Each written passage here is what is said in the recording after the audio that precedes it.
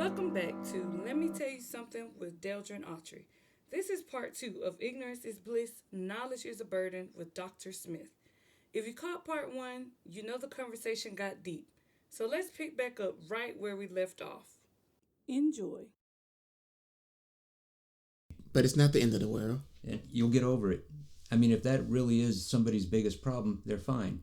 If their biggest problem is some dude on a college campus doesn't like your lifestyle, and so you have options. Then you can completely stop everything that you believe and change, or you can just go about your business. I mean, it's not like Kirk was trying to stop anybody from being like, he just said like, no, I don't agree with you, and here's why. And people got mad at him for it, and he probably got mad at some of the things they said to him. More than likely. And yet you still got to eat dinner tonight. I guess the thing people were saying is like now we're at a time where people like him, more people are listening to what he's saying. Yeah. Somebody who is not a politician. Right. He's not making laws, as opposed to the people who actually have the power to actually do these things. And I remember people were saying that there were young girls who say they relate more to Sexy Red, the rapper, than they do Michelle Obama. And people were outraged by that. And I'm thinking, not everyone can be Michelle Obama. And so there may be people whose circumstances may reflect closer to Sexy Red's than Michelle Obama's. And so it seems like now people are using certain people to push certain agenda, which could be a great segue into propaganda. I do like the propaganda stuff. So what actually is propaganda? And is it good or is it bad? Or is it both? It could be good, it could be bad. What propaganda is, and we have advertising. You know what that is. Everybody knows when you see an ad on TV, they're trying to sell you something. There's nothing hidden or covert about that. Except those side effects, which they run through very quickly. And then you've got public relations. And that's, everybody does it, every public figure, every company. It's how are we going to take our best qualities and how do we put those forward to the public? It's also out there in the open, you see it. And then you got your basic persuasion techniques, and that tends to be very transactional, like you going to buy a car or something like that. You want to buy a car, they want to sell a car, now they got to persuade you to get this more expensive one. Yeah. And so that's persuasion, or getting you to donate money to help with like orphaned puppies or something of that nature. It's kind of like that foot in the door thing. Yeah, the foot in the door or the door in the face. Start off with something big, slam the door in your face to get you what you really want, or start with something small. It's like, I got you on the hook, and let's go for what we really want. Now, propaganda, what that does is it's one of the, I'm trying not to use an exogenous outside factors that control a group, that control the way that a group acts and behaves. All right, so you try to change, and a lot of propaganda is really bad and sloppy because they try to tell people what to think, and then there's psychological reactions, and people push back on that. Where really, really good propaganda, it frames how people are going to assess information in the future. So you establish a framework. So when new information comes in, people are going to, because a frames a picture, right? Well, it's going to frame the information, and it's going to influence how that new information is then assessed and judged. And so that's how it guides people. And it can be used for good things, like getting people to wear seatbelts and stuff like that. Yeah. I mean, when I was a kid, seatbelts weren't required. Or getting people not to use drugs. There's like the commercial about the girl who's flat in the couch. Right. That scared me. Never touched. Never. Yeah. Like, that was not all I need to see. There's good uses of it, but with something like that, you probably should not be going from like a nefarious, covert propaganda. Be very open. The best propaganda is honesty and candor. But that only works if you're on the right side. Yeah. Yeah. And if what you're doing is kind of not good, well, then you have to lie. But it all depends. The propagandist has a purpose. They have an aim, something that they're trying to accomplish. You may not know what it is. Hannah Arendt, she was a German philosopher. She died back in 1975. She talked about once you can get a people to a place where they cannot discern between truth or lies, they don't know what to believe anymore, and you could do anything that you want with those people. It kind of reminds me of, so I told my viewers and listeners that I am like really big into Titanic. I'm also really big into Charles Manson, and people always say, how could somebody like him get these women to do these things? And he seemed like he was a really good propagandist. You get people secluded, you find women who come from broken homes who are searching for something different, and then you seclude them. You break them down over a period of time. You drug them up so they don't know what's right and what's wrong anymore. And the only voice they're ever hearing is your voice. Right. Put all those together, and then you have people who will do what you say, and you think, well, there's no way I would never file for that. Are you sure you wouldn't file for it under the right? Are you saying that getting into an echo chamber and only hearing one message is probably a bad idea? Probably. Even though I just said that I sometimes stay on where I be. So you're now equating all of social media to Charles Manson. Isolating people and making them feel vulnerable and only giving them one message. Maybe. That's sick. Well, you know. Now, I'm not saying it was sick to think that. I'm sick if that was actually happening to people. Well. I mean, it won't happen to me. I'm enlightened. Well, I mean, social media can sometimes feel like a cult. You're always, and there are people who are following the Charles Manson playbook, using his playbook of only hearing your only. And I think when people feel like what they've been doing isn't working, they're not getting the results that they want, they become vulnerable to people like that who, like you said, something may be very bad in terms of what Charles Manson was trying to do, but you can't just come out and say what I'm actually trying to do. Right. So you get people who are already disenfranchised, who are already upset, and then you fill them up with, or you don't even fill them up to start with. You just let them, hey, this is a safe place for you. And then slowly but surely you lure them in, make them feel comfortable, and then you start filling their head up with whatever you're trying to get their head up. You make them feel like whatever you've been doing, they don't get you. They don't understand you. Right. But I do. Well, it's in propaganda they call it successive approximation. All right? Which you want somebody over here to the extremes. But if you try to push people to that right away, they're going to look at it and be like, that's crazy. That's extreme. That's why it's a slow process. And so you get them to do something smaller. And then once they've done something smaller, they get rewarded for that. It makes it easier to take that next step. And then that next step where it's getting increasingly closer to that end goal of the extreme, to where they're willing to go and kill some director's wife, and kill some movie star. And because you were talking about Manson, those girls did not start there. No, they were just, they weren't living a very glamorous life out there on the ranch. Yeah. So, we got to eat. So stealing, robbing houses. No one's getting killed when you rob. We just, everyone's asleep. We steal a watch. Right. We pawn it. We eat for the rest of the week. And especially when they're finding vulnerable people. I mean, Manson didn't have the internet. He probably would have been just a nightmare if he did. But we have groups and loose confederations online that they seek out vulnerable people, and I think it's called 764 Network or something. And they get young people that are already in a weak place, and they have them cutting themselves and filming it and doing all kinds of horrible things. And the people in that network, they're almost like in competition. It's like, how messed up can we get this person to be? Yeah. And that's available out there. And then you start getting into like dark web type stuff. There's absolute nightmares that are out there. There's something that people are talking about, grouper, which I thought was a fish. It is a fish. Oh, well, there's some kind of group that's called groper, something that, and then I know the echo chamber, but some things are just disturbing. And I just don't, and I peeked my eyeball into the grouper, whatever that's about. I saw a little bit of it. I was like, I don't want to go down there. Yeah. And so just because some things can't be unseen. Yes, and that like there was we talked about how Charlie Kirk's video was circulating. There was a video of a woman who was I'm assuming stabbed and killed on a train. Arena. And I kept seeing this still photo of the man in the red over her. And I thought, this is like a movie, like they're promoting a movie. And I kept seeing that. And I thought, why did I keep seeing this? And then when I found out it was a real thing, that this video, I'm like, so y'all are watching videos of this woman being murdered. And like with George Floyd and all these other videos of people being killed.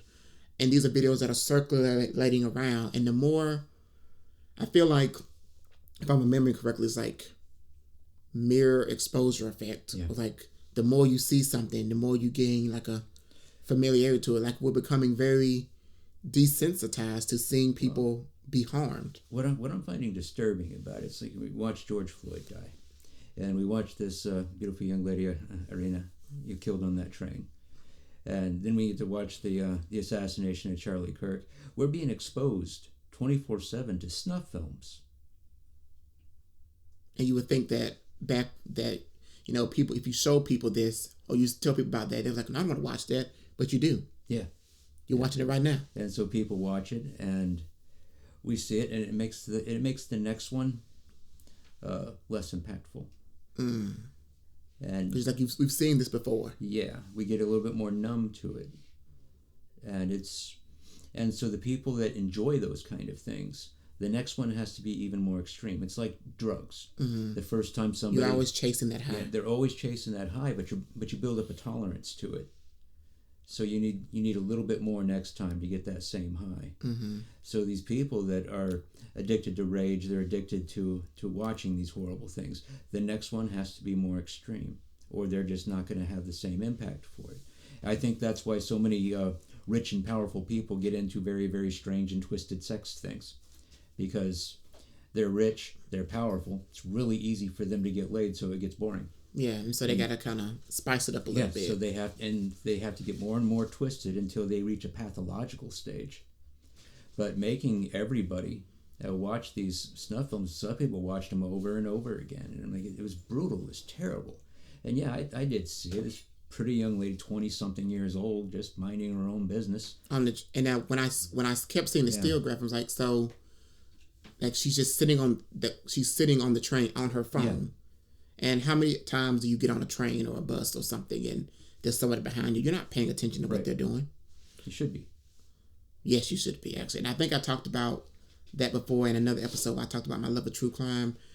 If one thing true crime would teach you is that there's danger everywhere. Situational awareness. And you should be aware of, and that was clearly like that man who did that to her was a disturbed individual. Yeah. I don't know his backstory or like what he, but it doesn't matter. This young lady's dead. It was a brutal murder, and so but people see it. It makes its way online. People see it all over the place, and rightfully, it makes people angry. As it should, because someone has lost their life. Somebody who was just minding her own business on her phone, on a train, don't know where she was going or anything, and murdered over it. That's terrible. Mm-hmm. And people got angry, and of course they played up the race angle on it. Mm-hmm. But the race card, we love to play that in the United States. I mean, most of the time, it's like, people like the people say about black on black crime. Most people live around people who look like them, and so, you probably would be more likely to be killed by someone who looks like you, right? Because that's usually where you're around, and so that's not necessarily like But to take it back to propaganda, if we're trying to paint a narrative of this group is more dangerous, right? We need to they need to be controlled. I don't think that they believe that the group is more dangerous. I think they have a vested interest in disorder. And the more we get people... Yeah, I think that there are people out there sales. That would love to see a race war. Charles Manson would have. Yeah, they would love to see a race war because it causes a big enough disruption in society to where they get to step in with the solution. And I think that was, to take it back to Manson, that was his whole plan, know. They're going to do this, and then I'm going to step forward as like the only sane one, which if you were in a room, and the only one making sense is Charles Manson, get out of that room. Yeah. Yeah. But there's people that they want it because it gets them votes. And it puts them in power because it's useful for them. And yes, I do believe that there are politicians out there that would sacrifice thousands upon thousands of lives if it got them another term in office. I would tend to agree, because the goal seems to be, when people ask me about like, what do I believe? And for me, my end goal has always been, how can we make people's lives better? Right. How can we make sure people don't go hungry? People have places to live. There's no reason that we're in the richest country in the world, the best country in the world, everyone, the shining sea of the world, everyone's trying to get here, and people are hungry. Right. People are working 2-3 jobs and still don't know, and have to choose between am I going to pay the light bill or am I going to eat today? Right. And so for me, I'm all about how are we going to get to the goal of making people's lives better. And I don't necessarily really care, this side. Are we making, the common goal should be making people's lives better. Right. And that doesn't seem to be. We have the resources, and that includes people, to be able to get to a point where we're closer to, at least, because there's nothing's going to be perfect, where everything works out for everybody all the time. That's what I would like to see. Mm-hmm. And as close to that as we can get. And nothing's perfect. I mean, people look at things and they have this idea, well, take it back to a perfect victim. There are no perfect victims. Yeah. Everybody's done things in their life. And that doesn't necessarily mean that because something, like the people in the sub, sure, nobody forced them to go down there. No. They went down there their own volition. They knew you have to sign things, but they still died. Right. And that is sad because now there are families who don't get to see their loved ones. Right. There are people that were crushed and... Well, I see our government doing things that are... I look at it and I say, how stupid can they be? Which I stopped doing that because they started taking it as a challenge. and then I realized that they were not stupid. They're very intelligent people. They're getting what they want. Because there was a time in this country where the black community was having the quickest increase of personal and generational wealth. They had the lowest incidences of divorce and children born out of wedlock. And that can't happen. And then the government decided to help. And they started to incentivize single-parent homes. Now, I know a lot of people that have come from single-parent homes turned out to be outstanding individuals. Great. Now, I know some people coming from very stable two-parent homes who turned into some of the most despicable human beings on the planet. Those are anecdotes. We can't ignore the data. We know that single-parent homes, and if you ever raise kids, you'll find out they're expensive, they're a drain on time, and you love them. But it's hard. Yes. And the data showing single-parent homes, they end up with lower incomes. Because they have lower resources. Yeah, poorer health outcomes because of lower resources. And it's hard to raise a kid. And it's a lot easier to do with two parents. So you incentivize that. And then I realized that cocaine is not made in the United States. But crack cocaine is. Imported as powder, turned into crack here. And and it's just spread out over these neighborhoods. And then you start punishing crack cocaine harsher than you do powder cocaine. Because crack's what poor people use. Powder cocaine was expensive. And you pass a crime bill that goes harsher on crack. And so now you have a disproportionate number of young black men going to prison. And so what'd you think? It's like when they pass these laws, I would look at it and be like, what do you think is going to happen? Or was that the outcome all along? Or was that the purpose? Now, me, I'm willing to accept that maybe they started this with the best of intentions. The saying is like the road to hell is paved with good intentions. But once they saw that it wasn't working and they doubled down, it became intended. Yes. If you see something happening and then, you go into good intentions and then you're like, this isn't having the result that I want. Right. Maybe we should stop. And so where I am, usually when I'm doing these type of analyses, I don't worry about motive because I can't read other people's minds. Yeah. But I will say it's like in systems theory, they have just a basic premise that it's POSWID, P-O-S-W-I-D. It's the purpose of a system is what it does.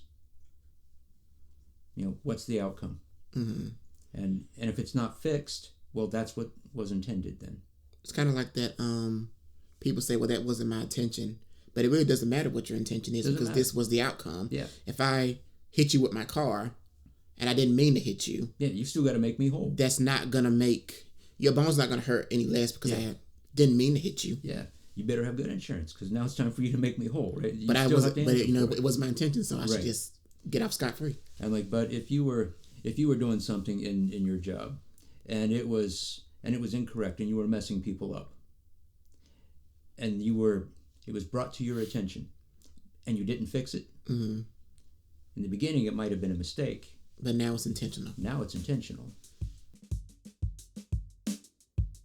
Hi, if you've enjoyed what you've heard so far, let's keep this party rolling over across social media platforms. Follow the Lemme Tell You Something Instagram account, Lemme Tell You Something, LEMMETELLYOU the letter U, Sumthing.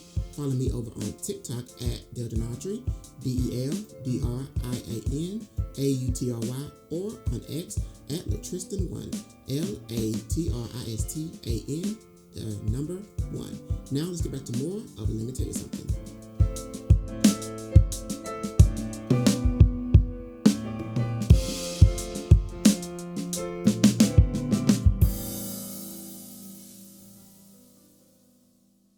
The purpose of a system is what it does. Mm-hmm. And you can assess any system, be it a machine or a society, just like that. What is the outcome? Is this the outcome that was intended? Of course, they'll say no. But then they keep doing it. Nobody wants to admit that. Right. But then they keep doing it. So it becomes intended. It may not be how you may not have started out that way, but you saw what was happening. Yeah. And you kept going. And you're there now. So we talked about systems. We, our society, our country. Seems like there's a lot of misinformation going on right now, disinformation. Mm-hmm. What's the best way to kind of spot that? Because like you said about, you don't know what's right and what's wrong anymore. How do you know what you're being fed is the truth, or a version of the truth, or it's just a flat out lie? Like, what can you do to spot those things? And you're not going to be able to get that from somebody else. I do recommend people taking the time to read up on it and start engaging in first principles thinking, which is question the underlying premise. Okay. All right? And okay, why do I think this is right? Not this, well, this comports with what I already believe to be true, so I'm just going to accept it, the lies that we want to believe, right? Mm-hmm. And then I'm okay, is this true? What do I why do I think the way that I do about this? Mm-hmm. Why is it making me feel happy? Oh yeah, this is what I believe. Or why is this making me upset? Again, we were talking about earlier, why do you care what somebody else has to say? Yeah. The question should be from first principles is, why do I get upset about this person? I don't know them. They're not in my life. Yeah. What they say is not going to really make anything. Right. And so it doesn't matter if it's true or not. And as far as being able to discern truth from falsehood, there are objective truth in the universe. And we try to get as close to that as we possibly can. Mm-hmm. But any time that we go into this decision crisis, we're going to go in loaded with all kinds of assumptions, biases, preconceived ideas that we have. Well, surely nobody has biases. Yeah, not me. Again, because you're enlightened. Yeah, I have a PhD in psychology. Therefore, I'm bias free, right? Yeah. And sure. I almost got by with that one. But you go and you question these biases. Why do I have this bias? Is the bias influencing how I'm assessing this information now? Mm-hmm. It's not only questioning the information, questioning your own assumptions. And then you're going to develop a hypothesis about it. Question your hypothesis. Why do you think this would be the solution? Yeah. It's kind of like I remember from research classes, they tell you good research is not doing things that will prove what you believe, is doing things that will disprove it. Right. Like in your research methods course, we talk about, we do the null hypothesis significance testing. We're not testing our alternative hypothesis. That's what we want. That was our real hypothesis. We're testing the null, that there's no effect. Mm-hmm. We're testing to see if we're wrong. We're not testing to see if we're right. Yeah. And so that's a little bit different way of thinking, because inside we watch all these damn court shows and everyone's trying to prove something. Yeah, prove that their client is innocent. Right. We're trying to disprove. Mm. I mean, that's how science works. We're so anytime I develop a study, I already think that I'm right. I have my hypothesis. I think I'm right. I don't need the data. Mm-hmm. Because I already think I'm right. But you can test other things. Right. The data are for other people, so that I can try to convince them. I got to bring some receipts, right? Yeah. I can't say hey, Brant Smith here, I think this is what's going, so you should all just believe me. Mm-hmm. And they're going to rightfully, ignore me.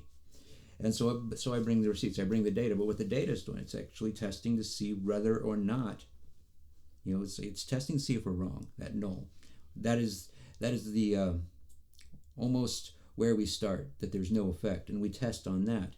There's a different line of statistics called Bayesian analysis, which actually does compare the two hypotheses, and it'll give you what they call a Bayes factor. So like a Bayes factor of 5 will say, yeah, the alternative, according to these data, is 5 times more likely than the null. Mm-hmm. But those are different ways of looking at the data.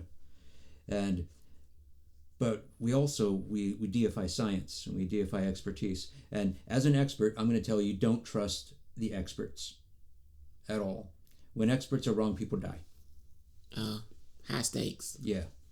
And if you can't question an expert, well, then they're probably up to no good. Because that's the thing, people will throw out, like you just said about, I'm an expert, I'm this, but you're also a person and people can be wrong. Yeah. Or they can be bought off. And when you're wrong and nobody's testing to see, right, people die. Right. And I see them as the great and powerful Oz. And, ignore the man behind the curtain. I am the great and powerful Oz. You see how that ended up. And it's just some old dude. Probably not that spectacular. Yeah, not that amazing. And so it's people should trust the experts. And here's one of the really, really rough parts about being human. It's your mind and you are responsible for it. Yes, people are going to lie to you. People are going to try to manipulate you. We have about 6 billion people in the world. You would probably come across a couple liars. Yeah. We've got 6 billion individual decision makers out there, each one acting in this dynamic system that is going to be influencing everybody around them. And you got to live with that. So do I. We have to live in a system where someone's going to lie to you. Someone's going to try to manipulate you. And then we run into the lies that we want to believe. Because it's easy. Right. Get online and just watch the political debates. And if there's somebody from the left and they hear something completely made up about Donald Trump being a lizard person or something like that, they're going to be like, yeah, that sounds true.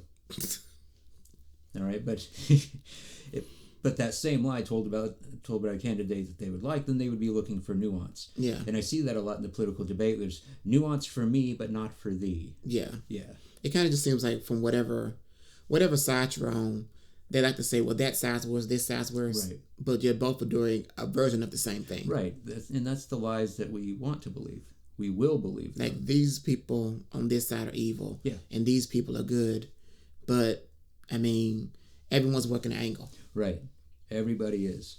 And my relationship with politics and politicians is I sincerely believe that they hate me if they think about me at all. And which is okay, because the feeling is probably mutual. And they will use me for votes. I will use them for results. Mm-hmm. Because we are putting them in office. Yeah. And then when you're in office, you're running a campaign saying you're going to do X, Y, and Z. Right. And I put you in. I want to see X, Y, Z. Do X, Y, and Z. And then people will be like, well, just get them in. And then when they're in, you have to actually okay, when are you going to deliver on the things that you said? Right. Well, I can't do that. Well, that's not what you said. That's not what we agreed to. That's not what you were hired for. That's not what we agreed to. I mean, if you wanted a job at NASA and you wanted to be an engineer, and so they give you the job, and they're like, hey, go do engineer stuff, and you're like, I can't do it. And I'm like, well, then you're fired, man. Get out. Exactly. So you said you could, and now you're not doing it. When people say, oh, I'm not going to vote, you should vote, because people say that I'm not really into politics, but politics is into you. Yeah. Politics makes decisions about every facet of your life. Yes. Oh, yes. And so if that is your way of making your voice heard, you should do that. Yeah. Because these people are going to either you have a say in what's happening or they're going to make it for you. Well, you should vote. If anything, it makes it harder for the political machine to cheat. Mm-hmm. So vote.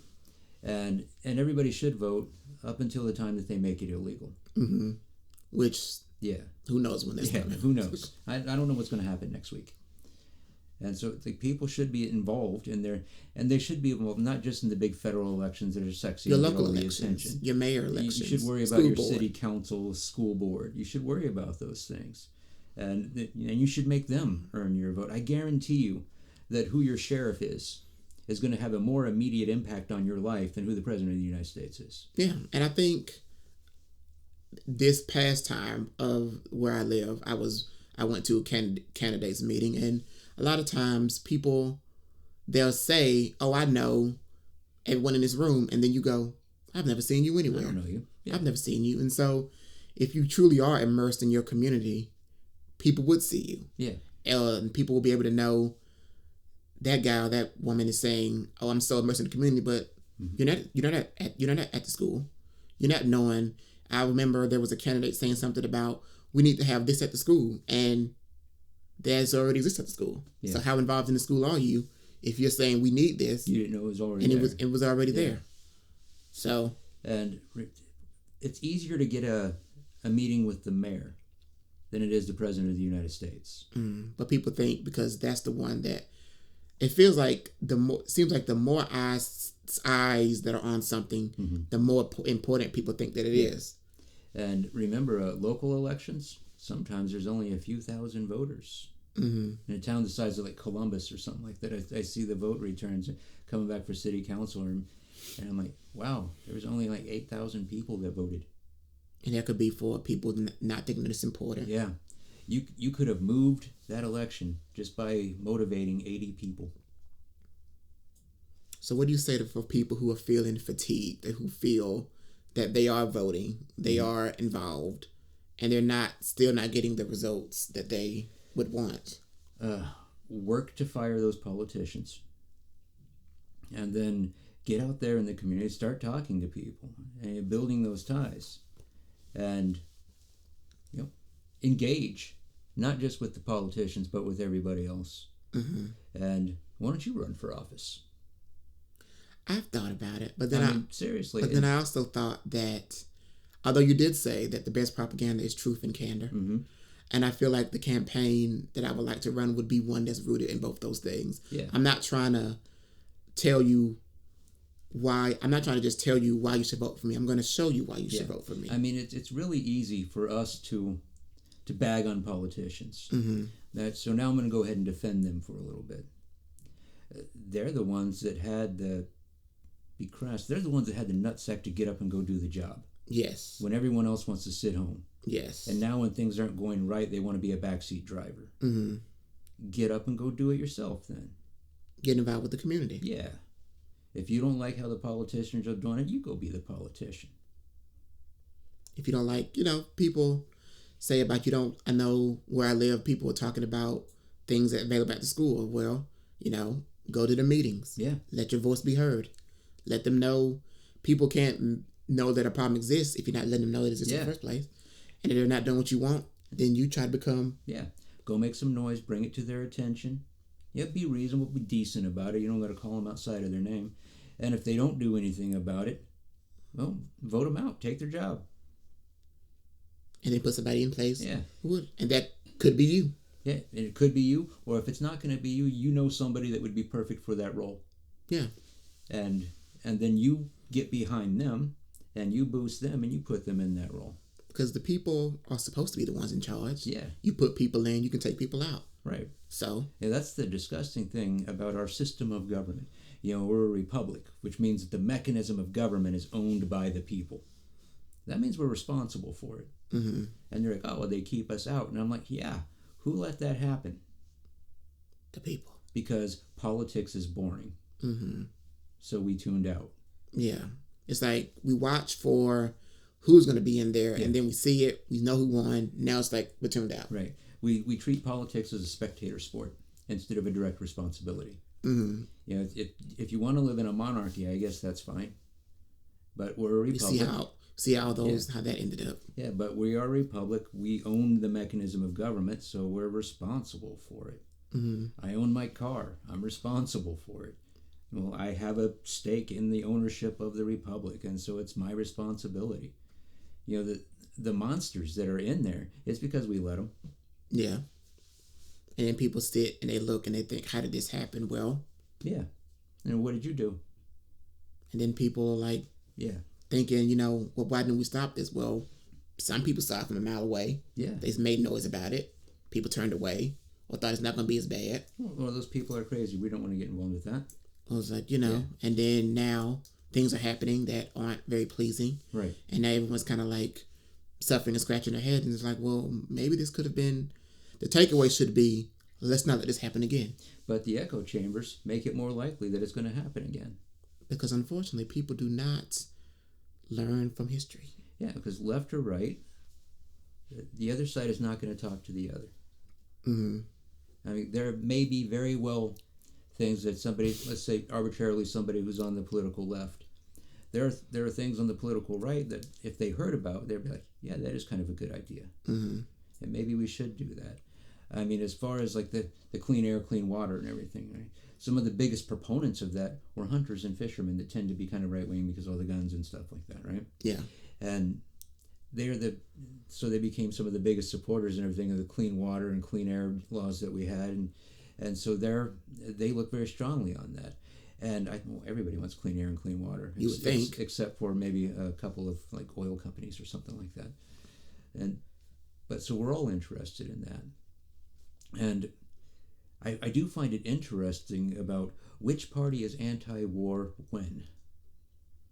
Depending on who's getting the most from it. It's depending upon who's getting bombed and who's in charge. It's kind of like when people are saying, like, violence is the answer. Is it not the answer? Because I've seen throughout history pretty violent things happen. Oh, I believe I've even taught this in my class, that your mom lied to you. Violence does solve things. It does. I mean, I can't remember which European country it was. They started running up in politicians' houses. Yeah. And then they got what they want.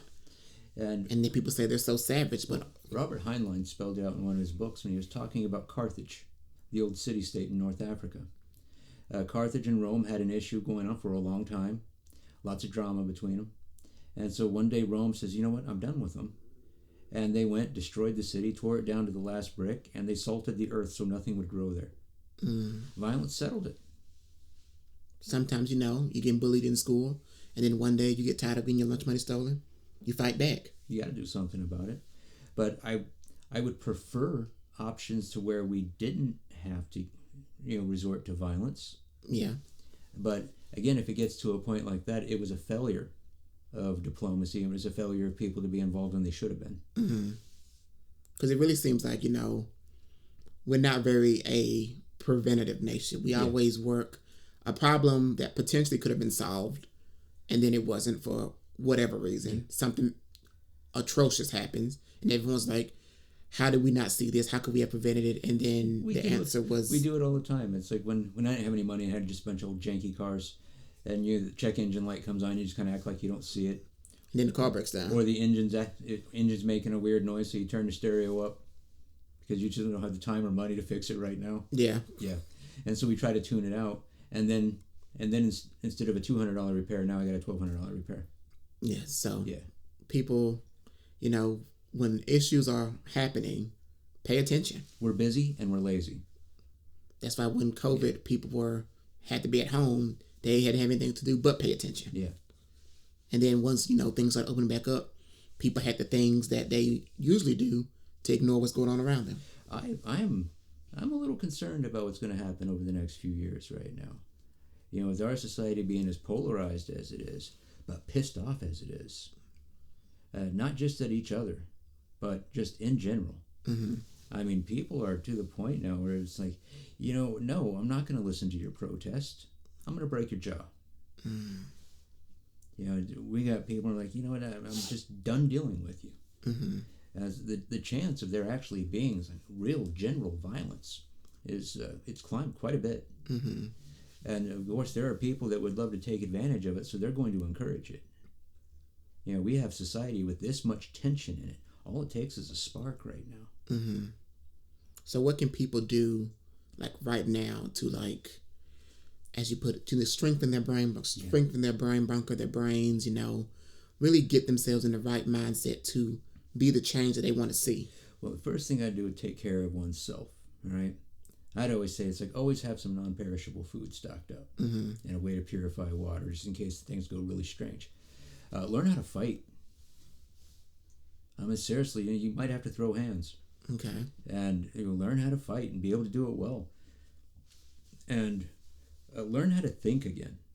Again, sitting down and getting back to that first principles type of approach to thinking. Mm-hmm. Start reading hard books like Spinoza's Ethics. And then questioning them. And stop accepting what we hear, see, and read. We're supposed to be questioning it. Question everything. But now, if we hear something that comports what we already think is true, we don't question it. And you could hear something, question it, and you think you may be right. Yeah. That was wrong. Mm-hmm. Or you could be wrong and it was right. Yeah. But you don't know because you're not questioning it. Absolutely. People are letting people think for them. And then after you've been through that decision cycle, you're seeing the solution, and then you have to consider that solution. Like, okay, is this good? Why is it good? Why do I think that? Mm-hmm. And so there's that objective subjective component to it. Is this good? Yes or no? Why do I think it is? Yes or no? You know, is this me just self-serving? I got my way, so it's good. Yeah, which sometimes we're like that. Well, I got what I wanted out of it, so we're all egocentric to a degree. Mm-hmm. But is it actually good? As we hear about, maybe good for you, but is it good? We overall? hear about people should vote for their self-interest, and are you sure? Because that would be like treating the entire country as one's personal piggy bank.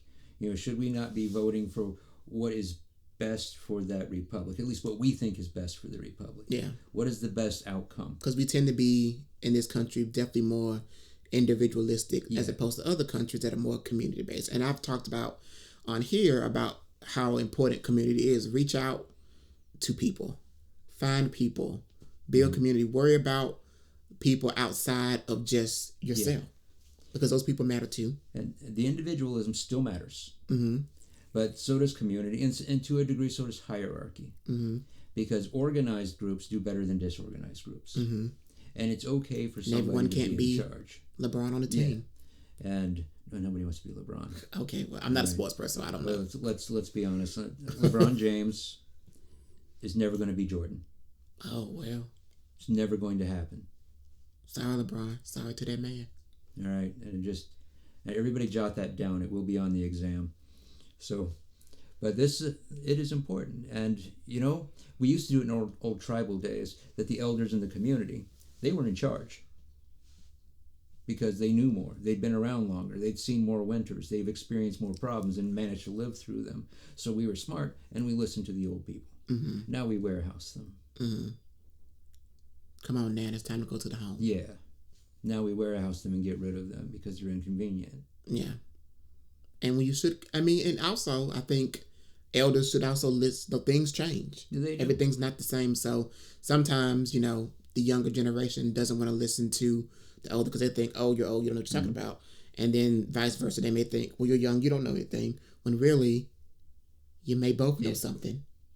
It's just the older person's probably got more experience. Probably. Yeah. And probably seen more. Because they've been around. Yeah. And they've done more things. And they've made the same stupid mistake over and over enough to know that, this was really stupid and you're about to do the same thing. It's like, hush, boomer. Yeah. But we used to respect that, though. Mm. And so that respect for hierarchy is still important, too. Mm-hmm. Sometimes you need to get over yourself and be like, this person knows what they're talking about. I always tell people the sign of a good leader is knowing your limitations and knowing when to step aside and let someone else who may know a little bit more than you come into a position. Yeah. That doesn't make you any less important. No. If anything, I feel like it makes you more important because you have enough sense to know, this is outside of my wheelhouse. Yeah. But let me bring in somebody who can, and let's work together to get the goal. Yeah, but as far as community goes, it has to be individuals together. It can't be a collective. Mm-hmm. Where people stop being individuals and they just become a component of a group. They stop thinking. And those kind of people are really vulnerable to bad leaders. Like a Charles Manson, to bring it back around. Yeah, like a Charles Manson or an Adolf Hitler. Now, when you enter that agentic state, when you turned off your own mind and your morality and you're just focused on the subject of that authority, they can do anything with you. You stopped being an individual. And now, basically, you're being filled with whatever they want you to be filled with. Yeah. Whatever rhetoric, whatever. Yeah. And now you're not even operating from your own sense of self anymore. Yeah. This is applying social psychology, man. Well, see, I've been out of school for a long time, but I still know a little something. Yeah. And the reality of it is, in the end, you're still responsible for your own outcomes. Even if somebody lied to you or manipulated you, it's still your mind. You still own that. If nothing else in life, you still own your own mind. And so you're responsible for it. Unfortunately, your mind doesn't work the way that we think it does. The mind orders the body and the body obeys. The mind orders the mind and meets resistance. Try to make yourself go to sleep. Try to make yourself not think about something. Remember not thinking about the white bear? And there we go. And how many years has that been? Maybe 6, maybe. And I even told you when I was putting you through it, I'm going to tell you what I'm doing. I'm going to tell you how it works, and you're not going to be able to stop it. And because I haven't thought about that white bear until just now. Yeah. And it's there it is. And if any of my current students see that, they're going to be laughing at you. But there's evidence that it'll stay with you forever. I added to that, white. Mayonnaise is also white. Did you know there's an acceptable amount of maggots in every jar of mayonnaise? And this is why I do not eat mayonnaise. Well, that's not why, but I don't like mayonnaise. And now I won't be rushing to eat on it anytime soon. Yeah. Although technically, And if you get it from a restaurant too, they get the mayonnaise in the big jars. Oh. Well. But there's a chance there's no maggots on your sandwich. Well, be safe, everybody out there. Don't eat mayonnaise. Or if you do, be safe about it. You know what's messed up? That's tied to the white bear now. Oh, well. Yeah.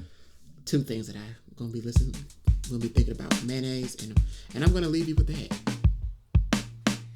This has been Ignorance is Bliss, Knowledge is a Burden with Dr. Smith, Part 2. If you enjoyed the conversation, please don't forget to follow, comment, and subscribe. See you next week on Let Me Tell You Something with Deldrin Autry. Bye!